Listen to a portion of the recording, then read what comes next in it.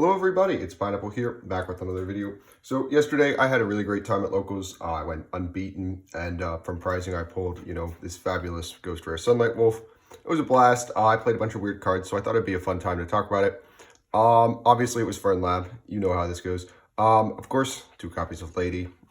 Everything in the deck revolves around searching your normal traps, what you can do with them.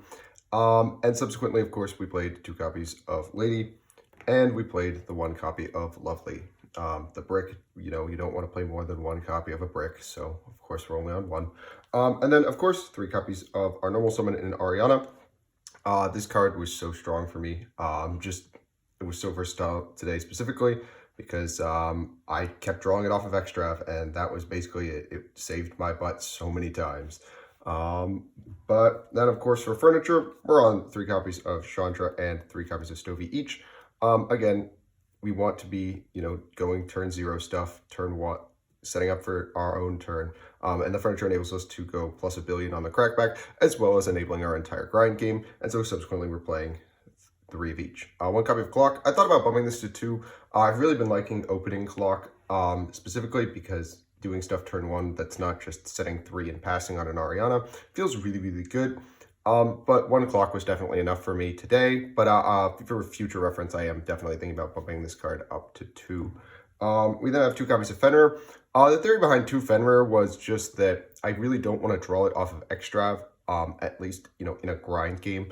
And so 2 copies feels really good, but 3 copies is just, a little bit more risky. So 2 just felt really good. I still saw it enough that it actually was impactful. It functioned as great discard fodder. And it performed its job very admirably, especially in the Pearly matchup. It was just fantastic at removing everything face down, which is really, really, really good. Of course, for spells, we're on 1 copy of the Field Spell. It didn't come up a lot today. It did come up in once or twice, but again, this card is a as-needed basis. But it always, eventually starts to come up when you get into more grindy matchups, and that's when it really came up, but it put in the work when it was needed. 3 copies of Extra. Again, I've moved away from Prosperity, which really sucks because I like playing Ulti Slayer, but Extra is really necessary because I've reached a pretty critical mass of non-engine pieces, and you need discard fodder for the furniture, and Extra provides that where Prosperity falls lacking, so we're playing Extravagance. We're on 3 copies of Book of Moon for some non-engine. Book of Moon is really necessary, specifically for stuff like Unchained, just because of we cannot beat Caesar. Caesar is just such a huge asshole, and Book of Moon reads that, you don't have to deal with Caesar. It doesn't deal with it super great, but it's just a solid enough main deck option, especially against stuff like Pearly. And when you see other weird stuff like Cash, if you see it, obviously with the ban list, Cash is going away. But Book put in a lot of work today against everything that wasn't branded Chimera, at which point it was a dead card, and it actually lost me a game, which sucked. But again, you're going to have bad matchups with Book. We're on 3 copies of Big Welcome, of course. It's Big Welcome. This is the heart and soul. The entire deck revolves around resolving this card so that you can trigger your furniture, trigger Lovely, trigger your draws and everything. So obviously we're playing 3 copies because we want as much of a grind game as possible. 2 copies of Welcome. I see a lot of people playing 1 copy of Welcome. I really like 2 Welcome, especially when you get the Field Spell into rotation. It can turn into a sort of resource loop where you're setting a Welcome off of a Welcome, popping something with the Field Spell. And that for me was really, really great just because I really like 2. I like seeing it. I like being insulated from Ash consistently a lot more. And I don't want to lose my only Welcome to, something like Runic. I didn't see Runic today, but it did, has mattered for me in the past. 1 copy of Daruma. Again, probably the best removal card in the game. And this card is just so good. At worst, it's going to buy you a turn, and at best, it's just going to win the game. And that's exactly what it did for me today. 1 copy of Ice Dragons. This is specifically because of Unchained. Unchained is so popular right now that I think you have to be on Ice Dragons. This card is so good at beating them. It's a form of non-destruction removal that's at a premium that also removes stuff from the grave, so you can take out the Yama along with, a Link and remove it before it can link away your stuff. Just super, super impactful card that specifically gets so much mileage and also is a form of non-targeting banish, which is a very important form of removal. 1 copy of Terrace of the Overroot. Again, Terrace is just a removal card that can deal with back row, and additionally, it interacts in weird ways with like the graveyard that does matter a lot of the time. removing stuff from the grave does in fact matter, and it can be such a versatile trap that does so much more than what it says on the card. A lot of times, a lot of decks don't want something on their field, and you can give them something that they don't want to have to deal with. So it's just a really, really strong option that I have come to really adore. Starting off with some weird cards. Simual Archfiends. This is a sort of substitute for D-Barrier. If you're unfamiliar with this card, it reads as follows. This turn, neither player can special summon monsters with the same card types, Ritual, Fusion, Synchro, Xyz, or Link they already control. And if you do not control 2 or more of the same card type, all Ritual, Synchro, Fusion, etc., you control, gain 500 attack. And you can only activate 1 per turn. Essentially what this means is if you have a Link monster on board, then you can't Link summon. If you have Fusion a monster on board, you can't Fusion summon. It works as a sort of pseudo D-Barrier that gets a little bit more coverage. It's really good right now specifically because of Unchained. Just because Unchained then cannot go into a Link that isn't, Yama. They want to start with Tour Guide. If they start with Tour Guide, you can flip this up, and then they can't really go anywhere from there. They have to find a way to a Soul Monster, and the only Soul Monsters they play are a Bomb and Shavara, and I guess the Blue Dog, but the Blue Dog doesn't have a way to get itself out of hand. And so this card really locks them into just Yama Pass. Just super strong card. Additionally, it hits a lot of other decks just as hard as D-Barrier, and you don't have to risk that like they have some Link play with D-Barrier where you're like, you call Fusion or Synchro or something and they can just make Links and still play. You just get to be an annoying card with Simual Archfiends. It's really strong. I'll have a video out on it later to discuss exactly why it's so powerful and arguably better than D-Barrier specifically in this meta. But the last weird card I played is Titanocider. If you're unfamiliar with this card, it reads as follows. Target a face-up monster your opponent controls that was special summoned from the extra deck, changes attack to 0, and if you do, negate its effects. And if your opponent special summons a monster from the extra deck while this card is in your graveyard, except the turn it was set there, you can set this card, and you can only use each effect once per turn. This card was just really nice. It was actually game determinative, I think specifically against Pearly in a weird way, because I had the field spell up and I needed to keep recurring resources. And I just kept setting Titanocider every time they ranked up. And that just put in a lot of work for me. It's the reset effect that really does a lot. It's a weird imperm that resets itself and zeroes attack, which does matter. It works in weird ways, and it gives you more opportunities to chain to Lady, which is just really important. It put in some work for me. I don't know if I'll keep it in, but it's a funny tech to keep in mind that I have personally been enjoying. For hand traps, of course, we are on triple copies of Infib. The fact that it turns on Lady is really good. It's a chainable thing we can go with Lady. Just a really good, it's imperm. I don't have anything more to say than it's infinite impermanence. We're on 2 copies of Nib. Nib put in literally 0 work today. I think I boarded out of it a whole lot, but it is Nibiru and it does do a lot, specifically in this meta against pretty much everything that's not named Pearly. It beats Dragon Link pretty hard. I like Nib a lot, but it just didn't do a lot today. I hope it gets to do some work later. But 2 Nib feels really solid. I could go to 3, but I've bricked on it too many times, so I just have flashbacks. But 3 Cups of Ash as well. It's Ash Blossom. It does a lot against every matchup. It feels really good to play, with the sole exception of probably Pearly, but you can still Ash my friend, and you're going to probably feel pretty great. It's Ash Blossom. I don't have a ton to say about that, but we'll move on to the extra deck. And we'll start, of course, with the boys. You know it, and your wallet probably hates it. It's Triple Chaos Angel. Since we're on Extra, we have to play Triple Chaos Angel. This card is so good, and it enables you to do so much stuff. In this tournament specifically, I made Chaos Angel, banished a Unchained player's copy of Sorama, then linked it away for Muckraker. Muckraker brought it back. Chaos Angel banished the back row and left them on no cards. This card put in so much work today. It's a banish, which is non-destruction removal, which is at a premium, especially in a meta where Unchained is arguably the best deck. I guess you could say Flu hard counters Unchained, but, we don't hard counter Unchained, so we gotta make do with what we got. And then we've got 2 copies of Muckraker. I'd probably like to be playing a third, but I couldn't find a third. This card is so clutch. It's just gonna enable you to, when your opponent leaves you with just 2 furniture because they can't completely clear your board, stick them together and turn your entire engine back online. Just such a good card on so many different levels. For our Unchained package, we're on Triple Yama.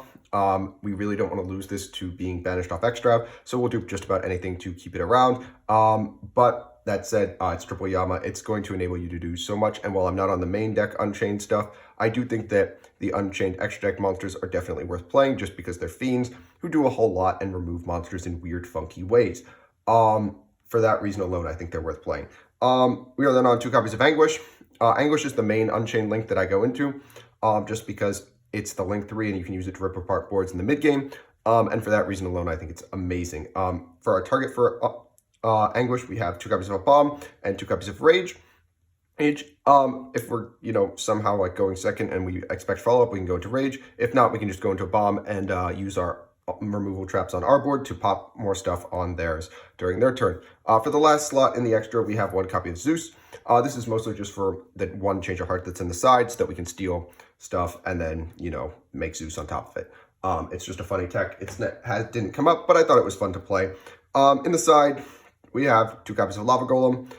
It's Lava Golem. I probably should be playing a 3rd Lava Golem. It's really strong right now, especially with, Towers and Pearly, although I think Noir Pass is enough to get around this. But Unchained specifically making Caesar plus Rage typically, handing them a Lava Golem is usually enough to turn off pretty much all of their interruptions, with the exception of maybe, they have like the DDD Machinex line. But Golem is so good right now. Triple Droll. I can't bring myself to side it out yet. Take it out of the side. It's Droll. It's just such a blowout against certain decks. I've always felt like against Pearly specifically, it cuts them off of so much. Against Unchained as well, if they have to start with Prosp or Prison, it feels really, really good. So I like Droll right now. Dragon Link as well gets absolutely blown out by this card. We also are on 2 copies of Dark Hole. Realistically, I would like to play a 3rd, but I couldn't find one, so we played Change of Heart and Zeus, which I thought was funny. But Dark Hole was mostly for Ibali. I really like the theory behind it. Just it's a board breaker that you can play going second. I think a lot of people aren't really building cards that are 1, negates, and 2, protected. So I think Dark Hole is really solid right now. I like Dark Hole. It beats Ibali, which is what I wanted to do, especially against Rescue Ace, which I did play today. 2 copies of Cosmic. We just need some back row removal. We don't want to run into a situation where we can't clear something like a My Friend, or, our opponent just has some, back row strategy. It's just 2 copies of Cosmic. Preferably, I could probably play a Duster for something like Rescue Ace, but that's something to consider later. We also are on 1 copy of D-Barrier and 1 copy of Eradicator. Eradicator is for going first. Dimensional Barrier is, of course, for stuff like Pearly specifically, and Branded, because while Simuel Archfiends gets the job done, generally speaking, Dimensional Barrier is just so much more of a blowout for decks that only use 1 summon mechanic, but it's a little bit more risky. Sword Soul specifically, while it's not a, top contender, and Tier Limits as well, gets blown out significantly harder by D-Barrier. And for that reason alone, those are decks that just show up at the local level a lot more. So I like D-Barrier. It just beats a lot of rogue decks really well. And while Simuel Archfiends gets the job done most of the time, it's not enough all the time. We're on 3 copies of Anti-Spell Fragrance. Anti-Spell is here in place of Judgment. Everything that Judgment does, Anti-Spell does just as well, except for exactly evenly matched. And in the case that they do have evenly matched, we have Eradicator called Trap. And for that reason alone, I'm fairly confident that I think Anti-Spell is stronger. And while it does lose to Cosmic, so does Judgment ultimately, and it doesn't cost you life points in time. And so for that reason, I think Anti-Spell is just the solidest choice. We'll talk about matches. First up, I played against Unchained. Now, my good buddy, it was his first time playing the deck, so he probably could have played a little bit better. I won't sugarcoat it, but Ice Dragons just solo so hard. I lost that dice roll, and it was a clean 2-0 just because I had Ice Dragons both times, as well as Imperm for Tour Guide. That's pretty much an FTK. And then next up, I played Rescue Ace, and he made Trispana because it's the locals, and I was using the Fern Lab mat, so he knew I was on Fern Lab. So he made Trispana and set 4, and so I specialed Lady to the link point of Trispana, and then big welcomed, because I drew Clock. I clocked, big welcomed away the Lady, and then banished all of his back row. It was a very funny sequence. It felt very, very good to clear all of his back row with his own Trispana. There's a huge misplay on his part.